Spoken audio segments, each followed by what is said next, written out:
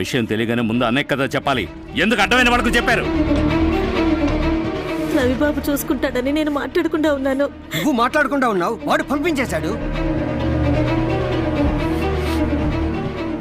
ఒరే రవి, దేవి గురించి వీళ్ళు ఏదేదో చెప్తున్నారో నిజమేనమ్మా. పాప ఇలా చేస్తుందని నేను కొంచెం కూడా ఊహించలేదమ్మా.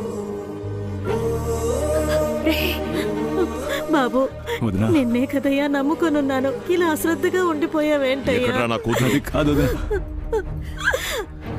దాన్ని ఎక్కడికి లేచిపోనిచ్చావు? అన్నయ్య ఏం మాట్లాడుతున్నావు? తను కనపడలేదు అనగానే ముందు నీకే కదా ఫోన్ చేసి చెప్పా. మాకే ఇలా ద్రోహం చేస్తావరా? అన్నయ్య నాకేం అర్థం కావట్లేదు. నటించకరా, నటించకు. ఆ రోజు రాత్రి నువ్వు తనతో మాట్లాడుతున్నప్పుడే నాకు అనుమానం వచ్చింది. మాకు తెలిస్తే ఒప్పుకోవని లేచిపోనిచ్చావు కదా. అన్నయ్య నోటికి వచ్చినట్టు మాట్లాడుకో. ఆ రోజు ఏం జరిగింది? ఏంట్రా, ఏం చేస్తావు?